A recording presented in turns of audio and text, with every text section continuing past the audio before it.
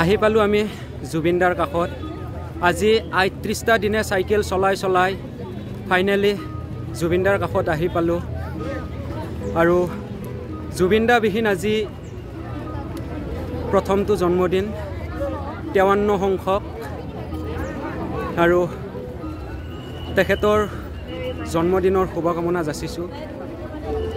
তেখেত আমাৰ মাজত সদায় জীয়াই থাকিব লাগিব আৰু তেখেতক জীয়াই ৰখাৰ বাবে সদায় আমি তেখেতে ভাল পোৱা কামবোৰ সদায় আমি কৰি যাম। ১ লাখ নাহৰ গছৰ পুলি আমি ৰুম বুলি প্ৰতিশ্ৰুতি লৈছোঁ, যিহেতু হাতত আমি কমপ্লিট কৰিহে এৰিম।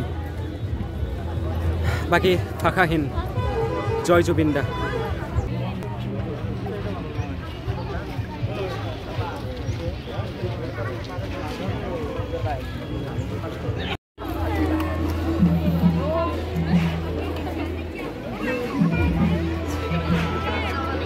আৰু ইয়াৰে পৰা আজি জুবিনদাৰ আশীৰ্বাদ লৈ আমি আপাৰ আছামলৈকে যাম। আৰু এই যাত্ৰাত এতিয়ালৈকে আমি 900 গছৰ পুলি আমি ৰোপণ কৰিলোঁ।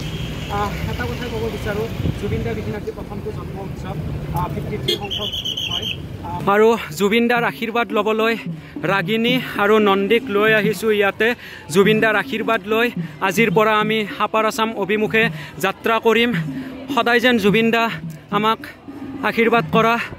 আমাৰ এই যাত্ৰাটো যাতে সফল হয় সেয়াই বিচাৰোঁ। জয় জুবিনদা,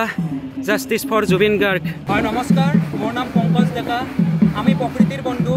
জীয়াই আছোঁ যদি আমি প্ৰকৃতিৰ বাবে জীয়াই আছোঁ, আৰু আমিও জীয়াই ৰাখিব লাগিব প্ৰকৃতিক। আৰু সেই উদ্দেশ্য লৈয়ে সমগ্ৰ অসমতে ১ লাখ নাহৰ গছৰ পুলি আমি ৰোপণ কৰি আছোঁ। মহাদেৱ ব্ৰহ্ম আৰু মোৰ নাম পংকজ ডেকা। এই যাত্ৰাৰ আজি আমাৰ ৩৮ নম্বৰ দিনটো। আৰু ৩৮ দিনত আমি ৯০০ৰ অধিক গছৰ পুলি ৰোপণ কৰিলোঁ। আৰু আমি লোৱাৰ আছাম কভাৰ কৰি এতিয়া আমি যাই আছোঁ আপাৰ আছাম অভিমুখে জুবিনদাৰ আশীৰ্বাদ লৈ কিনে। বহু যুগৰে নাচোন এন্দাৰু হসামু বহু দিনৰে আপোন। জুবিনদাৰ কণ্ঠ কেতিয়াও ল'ব নোৱাৰোঁ। জুবিনদাৰ ভাল পোৱা কামবোৰ আমি সদায় কৰি যাব লাগিব। আৰু জুবিনদাক জীয়াই ৰাখিব লগা হ'লে জুবিনদাৰ ভাল পোৱা কামবোৰ আমি সদায় কৰিব লাগিব। আৰু সেই উদ্দেশ্য লৈয়ে সমগ্ৰ অসমতে ১ লাখ নাহৰ গছৰ পুলি আমি ৰোপণ কৰি আছোঁ। আৰু যদি আপোনালোকে গণেশগুৰিত মই দোকান দি থাকোঁতে মোৰ ভিডিঅ'সমূহ চাই আছিল, তেতিয়াহ'লে চিনি পাব আমাৰ থামাছ ভাইক। আৰু আজি বহুত দিন মূৰত আজি তেওঁক লগ পালোঁ। আৰু তেওঁ জুবিনদাৰ স্মৃতিত নাহৰ গছৰ পুলি লৈ আহিছে। কেইটা দিছা ভাই? 5টা নাহৰ গছৰ পুলি জুবিনদাৰ স্মৃতিত দান কৰিছে। গতিকে তেওঁক বহুত বেছি ধন্যবাদ দিছোঁ। আৰু জুবিনদাৰ স্মৃতিত যদি সদায় ব্যক্তি এনেকৈ গছপুলি দান কৰিব বিচাৰে তেন্তে আমাক যোগাযোগ কৰিব। ধন্যবাদ। জয় জুবিনদা। আৰু ইয়াৰ পৰা যাবলৈ অলপো মন যোৱাই নাই গাইজ। হাত কঁপি আছে মোৰ। শেষৰ বাৰৰ বাবে, মোটামুটি 5 মাহৰ বাবে আৰু দেখা নাপাম। 5 মাহ পিছত আকৌ আহিম জুবিনদাৰ ওচৰলৈ। জয় জুবিনদা।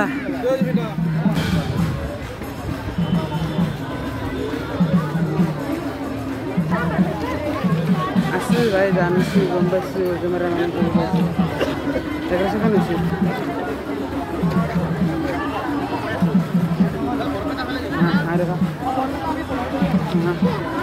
দাদা নাম থাকিব।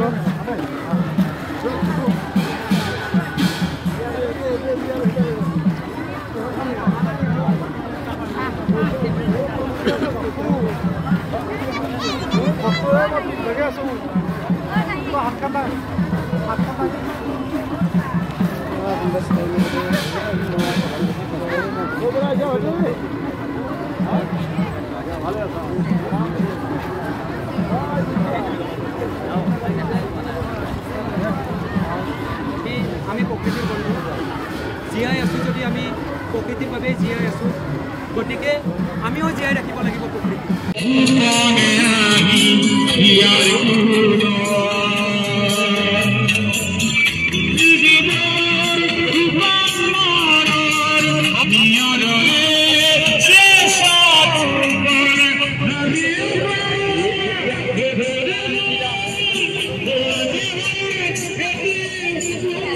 আসলে শব্দ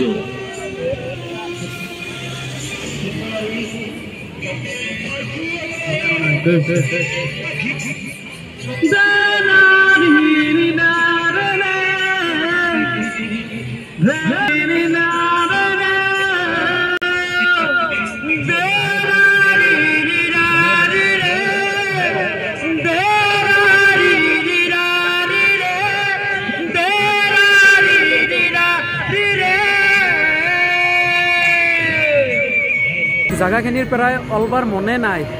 কিন্তু গাইজ এনকে হেঁচামাত ধৰছে মানুহগিলাখানে মানে প্ৰথমতে চাইকেলখন লৈ যোৱা নাছিলোঁ না সেই পিছৰ বাৰ চাইকেলখন লৈ গ'লোঁ একদম নিউজ চেনেলৰ পৰাই আদি কৰি বাপৰে মানে উহা ল'ব পৰা নাই গাইজ তাৰমানে আৰু মানে বাইক দি তাৰমানে গলহন নলি শুকাই গৈছে একো নাই গাইজ জুবিন দাৰ আশীৰ্বাদ লৈ কিনে আজি আকৌ আমাৰ যাত্ৰা আৰম্ভ কৰিম আপাৰ আছাম অভিমুখে আৰু যোৱাকালি আমি এখন হোটেলত আছিলোঁ মানে পিছফালে ঘৰ আছে আইতা মানে যোৱাটো ভিডিঅ'ত যদি আপোনালোকে চাইছে দেখাই পাইছে তো এতিয়া বঢ়িয়াকৈ ভাতটো খাই লওঁ এইফালে মানে আজি ভেজ খাম মানে মাছ মাংস নাই এইফালে মহাদেৱ আছে তো বঢ়িয়াকৈ ভাতটো খাই মেলি আকৌ আমাৰ যাত্ৰা কৰিম সেইটো আইতা আইতা মানে জাগাখিনিত যায় একদম কিবা লাগি গৈছে জানেনে আহিবৰে মন নাযায় আইতাই কৈছে যেতিয়াই মন গ'লে তেতিয়াই যাই থাকে একদম ওচৰতে ইয়াৰ পৰা 300 মিটাৰ দূৰ হয় ন অঁ সিমানমান হয় আৰু তাৰমানে এনেকৈ অহা যোৱা কৰিয়ে থাকে যেতিয়াই মন যায় তেতিয়া যায় বোলে যি নহওক গাইজ ভাতটো খাই মেলি আকৌ আমাৰ যাত্ৰা আৰম্ভ কৰিম গাইজ আৰু আইতাহঁতৰ ঘৰৰ পৰাই ভাত তাত খাই মেলি আহিলোঁ আকৌ ওলাই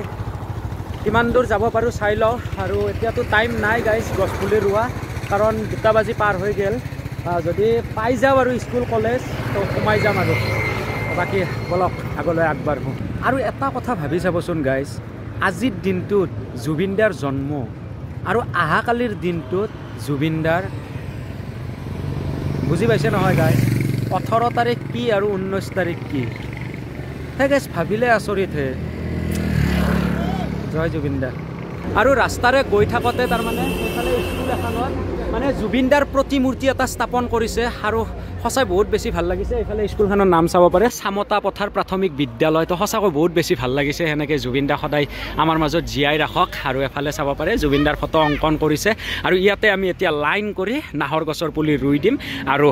আমাৰ জুবিন দাক আমাৰ মাজত সদায় জীয়াই ৰাখিম জয় জুবিন দা জয় জুবিন দা আমি প্ৰকৃতিৰ বন্ধু জীয়াই আছো যদি আমি প্ৰকৃতিৰ বাবেই জীয়াই আছো গতিকে আমিও জীয়াই ৰাখিব লাগিব প্ৰকৃতি দুই বন্ধু লগ লাগি স্কুল কলেজ মন্দিৰ মছজিদ সকলো ঠাইত জুবিন দাৰ স্মৃতি জীয়াই ৰাখিবৰ বাবে নাহৰ গছৰ পুলি ৰোপণ কৰি আছো 1 লাখ নাহৰ গছৰ পুলি আমি ৰোপণ কৰি আছো আজি আমাৰ এই যাত্ৰাৰ 39 নম্বৰ দিন আৰু 39 দিনত আমি 900ৰ অধিক গছ পুলি ৰোপণ কৰিলো আৰু আজি আমাৰ সাৰ্থক জুবিন দাৰ 53 সংখ্যক জন্ম উৎসৱ আৰু জুবিন দা বিহীন প্ৰথমটো জন্ম উৎসৱ আজি জুবিন দাই কৈ গৈছিল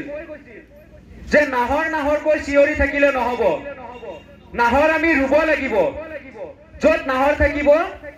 ত'ত জুবিন দা থাকিব গতিকে জুবিন দাক জীয়াই ৰাখিব লগা হলে প্ৰত্যেকে ঘৰে ঘৰে একতাকৈ নাহৰ গছৰ পুলি ৰোপণ কৰিব লাগিব আৰু আমাৰ হিয়াৰ সাৰ্থক জুবিন দা সদায় আমাৰ মাজত জীয়াই ৰাখিব লাগিব আজি সঁচাকৈ বহুত বেছি ধন্যবাদ জনাইছো চামতা পথাৰ প্ৰাথমিক বিদ্যালয় জুবিন দাৰ প্ৰতিমূৰ্তি স্থাপন কৰিছে সঁচাকৈ বহুত বেছি ভাল লাগিছে ভাষাহীন হৈ পৰিছো তেখেতক দেখি আজি সমাধিস্থলৰ পৰা আহিলো প্ৰতিশৰতৰ প্ৰভাতী সুৰে কব তোমাকে মোৰ কথা প্ৰতি মেঘালীৰ নিশা জোনে কব তোমাকে মোৰ ব্যথা ধুমুহাৰ হতে মোৰ বহু যুগৰে নাচোন আন্ধাৰু সঁচা মোৰ বহু দিনৰে আপোন নিজানৰ গান মোৰ শেষ হ'ব ভাবো তোমাৰ বুকুত জয় জুবিন দা জয় জুবিন দা জয় জুবিন দা জুবিন দা অমৰ হওক জাস্টিস ফৰ জুবিন গাৰ্গ জয় অসম ধন্যবাদ মোৰ কিবা কোৱাত ভুল হ'ব পাৰে আপোনালোকক ক্ষমা মাৰ্জনা বিচাৰি আজি আমাৰ এই জুবিন দাই ভাল পোৱা কামবোৰ আমি সকলোৱে কৰিম জুবিন দাই প্ৰকৃতিক প্ৰেমিক আছিল গতিকে আমিও প্ৰকৃতিক প্ৰেমিক হ'ব লাগিব আৰু সেই উদ্দেশ্যত আজি আমি নাহৰ গছৰ পুলি ৰোপণ কৰিম নাহৰ গছৰ পুলি ৰোপণ কৰিলেই নহ'ব ইয়াক যত্ন ল'ব লাগিব তেতিয়াহে আমাৰ জুবিন দাক সদায় আমাৰ মাজত জীয়াই ৰাখিব পাৰিম আৰু এই দায়িত্বটো আমাৰ ছাত্ৰ ছাত্ৰীসকলে ল'ব লাগিব ল'বানে তোমালোকে আজি আমি নাহৰ গছৰ পুলি ৰুই যাম সদায় তোমালোকে স্কুলত আহতে আৰু যাওঁতে পানী দি যাবা আৰু জুবিন দা তেতিয়াহে আমাৰ মাজত সদায় জীয়াই থাকিব ঠিক আছে তোমালোকে সদায় পানী দি থাকিবা ভিডিঅ' কৰি আছো কিন্তু তোমাৰ নামটো কি তোমাক মই দায়িত্ব দিছো তুমি জুবিন দাৰ যিকেইটা নাহৰ গছৰ পুলি ৰুম সকলোকে কৈছো কিন্তু তোমাক মই ফ'কাছ কৰিছো এবাগে আহা কেমেৰা তো এও কি সত্যজিৎ কি আছিল সত্যজিৎ বৰা এও জুবিন দাৰ স্মৃতিত নাহৰ গছৰ পুলি এতিয়া ৰোপণ কৰিব আৰু দায়িত্ব এও ল'বা দেই জয় জুবিন দা আৰু এতিয়া এফালে জুবিন দাৰ স্মৃতিত আমি নাহৰ গছৰ পুলি ৰোপণ কৰি আছোঁ সেইফালে আমাৰ সত্যজিৎ আছে তেওঁ এই পুলিটোৰ সদায় দায়িত্ব ল'ব জয় জুবিন দা আৰু এফালে আমাৰ 2 নম্বৰ নাহৰ গছৰ পুলিটো ৰোপণ কৰি আছে এইফালে বাইদেউ আছে বাইদেউ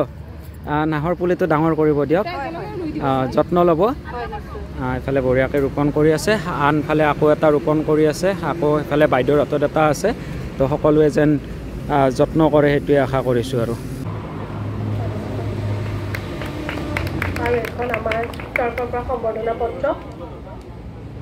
আৰু গাইজ আজি থকা জেগাৰ কাৰণে বহুত বেছি অসুবিধা পাই আছোঁ মানে থকা জেগা পোৱাই নাই বহুত বিচাৰি আছোঁ ক্ষেত্ৰী আহি পালোঁ ক্ষেত্ৰীত তাৰমানে আইতা এটাৰ ঘৰ আছে মানে আমি কেদাৰনাথ যোৱাতেও থাকি গৈছিলোঁ কেদাৰনাথ যোৱাতে তো এতিয়া বৰ্তমান মানে আইতাহঁতৰ ঘৰ বনাই আছে তো তাত থকা জেগা মানে জাগা নাই নহ'লেতো তাতে থাকিব পাৰিলোঁ হয় এতিয়া বিচাৰি আছোঁ গাইজ কি হয় নাজানো কিন্তু ক'ৰবাত নহয়তো ক'ৰবাত মিলিবই না এই আৰু বিচাৰি ল'ম ৰ'ব তো গাইজ কৈছিলোঁ নহয় আপোনালোকক ক'ৰবাত নহয় ক'ৰবাত হ'লেও জেগা মানে পামেই থাকিবলৈ তো সেইফালে বন্ধু আহি গ'ল বন্ধু আহা আমি যোৱা বছৰ কেদাৰনাথ আহোঁতেও এই বন্ধুক লগ পাইছিলোঁ আৰু এইফালে আন এটা বন্ধু আছে কি খবৰ একদম বঢ়িয়া তো এওঁলোকে আমাক বঢ়িয়াকৈ থকা জেগা সুবিধা কৰাই দিছে ক'ত দিয়ে নাজানো গাইজ কিন্তু দিব আৰু ক'ৰবাত তো এতিয়া বন্ধু লৈ যাব আমিও মানে পিছে পিছে যাই থাকোঁ বলক তো আহি পালোঁ আমি থকা জেগা তো মানে এই ৱাটাৰ ছাপ্লাইত যে মানে ৰুমটো থাকে ন তো তাতেই তাৰমানে এনেকৈ এখন খাট আছে তো ইয়াতে এনেকৈ থাকিব লাগিব কাপোৰ চাপোৰ আনি দিব বাৰু মানে ডাইলগ এটা যে আছে য'ত ৰাতি ত'ত কাটি গতিকে ৰাতিটো কটালে হ'ল গাইজ ৰাতিপুৱা উঠি আকৌ ইয়াৰ পৰা লদ দিব লাগিব না তো যি নহওক এতিয়া ৰেষ্ট লওঁ আৰু গাইজ এতিয়া আমি ভাত খাব যাই আছোঁ আমাৰ ভাইৰ ঘৰত আৰু মহাদেৱৰ বিলে চাকচোন কাহিছে কম্বল লৈছে এই ঠাণ্ডা লাগছে কাপোৰ কানি নোহোৱা মানুহ ঘৰ বাৰী নোহোৱা মানুহ চালা ই লাই সন্মান গোটাই খেতে ফেলব এই চালা এই হাৱে ৰাস্তাত আছোঁ তাতে আৰু গাইজ ঠাণ্ডা লাগছে গাইজ অবভিয়াছলি ঠাণ্ডা লাগছেও কিন্তু বহুত ঠাণ্ডা কম্বলখন আনলি আৰু কবি মন লাগে মাহা কসম বেয়া ঠাণ্ডা লাগছে কাপোৰো নাই তেৰিকা কি পালাত বস্তু আই তাৰমানে গৰম কাপোৰ নাই আমাৰ লগত তাৰমানে কিনিব লাগিব আৰু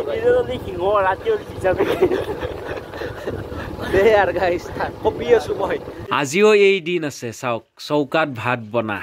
তো সেইফালে আমাৰ খুৰী আছে অ খুৰী কি খবৰ ভাল ন তো আমাৰ কাৰণে বঢ়িয়াকৈ ভাত বাঢ়ি আছে কিন্তু এই পৰিৱেশটো ভাল লাগিছে সেয়া হা কি কৈছে জুই পোৱা বিধ হয় মহাদেৱে কম্বল উৰি কিনে আহিছিলে মাত্ৰ তো বঢ়িয়াকৈ এতিয়া আমি ভাতটো খাই লওঁ আৰু এফালে গোটেই টিকলা আছে কি নাম তোমাৰ নাম নকয় তো আমাৰ মানে দীপকৰ ঘৰৰ ফেমিলি ন এইটো দেউতাক হয় তেখেত মাক আৰু কোন হয় মাজু ভাইটি তো বঢ়িয়া আৰু এওঁ ভতিজা আৰু বঢ়িয়াকৈ আমি ভাতটো খালোঁ ভাল লাগিল ভাতটো খাই একদম পূৰা গাঁৱলীয়া আঞ্জা না তো গাঁৱলীয়া আঞ্জাটো খাই মই বহুত বেছি ভাল পাওঁ বাকী এইফালে আমাৰ আইতাও আছে আইতা লোৱা নাই ফটা আকৌ নহয় দিয়ক গাই আইতা জুবিনদাৰ বিষয়ে কিবা কোৱাচোন আকৌ নাই জয় জুবিন দা বঢ়িয়া বঢ়িয়া তো এফালেও আছে আমাৰ গোটেই ঘৰৰ পৰিয়াল বাবু বাই বাই বাই বাই জয় জুবিন দা ৱা আৰু এবাৰ কচোন জয় জুবিন দা কোৱা জয় জুবিন দা খালি জয়টো জানে কথা ক'ব পৰা হোৱা নাই বাকী ভালে আছে ভাত খালে বঢ়িয়া বঢ়িয়া বঢ়িয়া তো আমি এতিয়া যাওঁ আৰু না কি তো ভাল লাগিল আহি কিনে এতিয়া আমি তাতে থাকিম না তো তাতে মানে আজি গাইজ মানে ৱাটাৰ ছাপ্লাই চিকিউৰিটি গাৰ্ড হৈ থাকিম আমি চিকিউৰিটি গাৰ্ড হৈ থাকিম আৰু গাইজ ভাত খাই আহিলোঁ আমি তো এতিয়া আমি মানে গাইজ বিচনাত শুই আছিলোঁ কিন্তু ভাইও আমাৰ লগত থকা হৈ গ'ল তো সেইকাৰণে তাৰমানে আমি এনেকৈ তাৰমানে মাটিতে তুলি চুলি পাৰি এনেকৈ থাকিম এফালে আমাৰ মহাদেৱ পূৰা একদম ভটটোপনিত পৰছে বাকী ভাই আমাৰ লগত আজি একেলগে থাকিব নাকি একদম তো বেছি দেৰি নকৰোঁ গাইজ আজি আৰু ভিডিঅ'টো সমাপ্ত কৰি দিলোঁ বাকী কমেণ্টত লিখিব জাষ্টিছ ফৰ জুবিন গাৰ্গ তো গুড নাইট